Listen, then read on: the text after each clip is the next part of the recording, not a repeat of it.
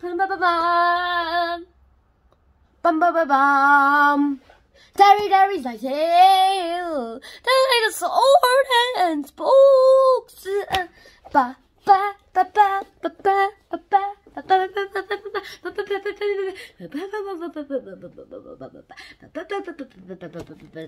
Today, let's talk about the night of the sword and spook. Let's get started. Now, copyright and grooves.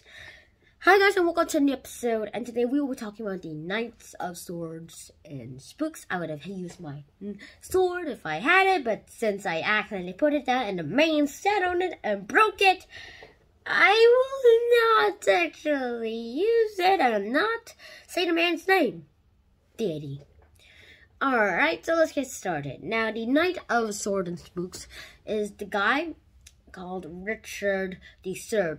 And he got this boy named George, who got caught in a battle, and he was like, yeah, and he tried to escape, but then it was like, I'm going to execute you after this battle. All right, said King Richard III. And then, okay, sir. And then Richard was sleeping, and he was like, I got a dream of everybody I killed who didn't get a funeral. They all came back to haunt me. And he got spooked and switched the air with his sword. And the boy saw it all. What? And in his head was like, what in the world is happening here? At least that's what he said, sort of in his head. And then that sort of happened. And Richard III was like, yeah. Richard III was pretty much going to execute everybody, and then an executioner came and saved George's life.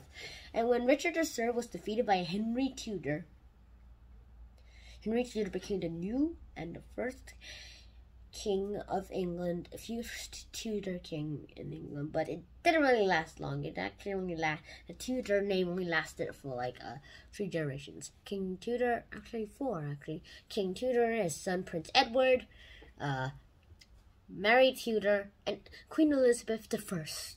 Yippee! Yippee! And yeah, that's actually about it. And then, since Elizabeth's reign, no more Tudors came into power. Well, her cousin James became the new king of England. So yeah. They had a lot of queens since then, and today we still have queens. We still have queens as the rulers of England.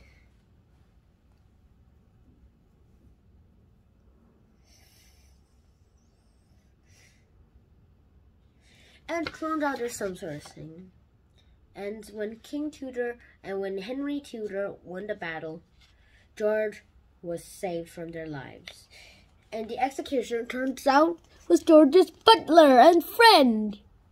And that was an awesome ending. Yippee! Dun, dun, dun, dun, dun, dun. And they lived happily ever after in the reign of Henry Tudor. So this pretty much is a happy ending. Almost that close to a happy ending, but pretty good happy ending. Since George, his father and his king, was defeated in battle, turns out there is nothing else to talk about. The Knight's Tales of the Knight of Swords and Spooks is about the story. It's a true story about where the king Richard III got defeated in battle by Henry Tudor.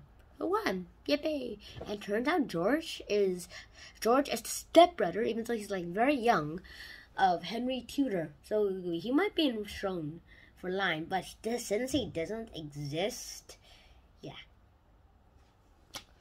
But then, what did we learn here? We learned how Henry Tudor got to become king. How about a lot of people who the Knight of Swords and Spooks, aka Richard III, killed, and a little sign, at least according to King Richard III, of how he lost his wits. The knight, that is. So, hope you guys enjoyed this episode. If you did enjoy this episode, please like, share, and subscribe to the channel if you haven't already.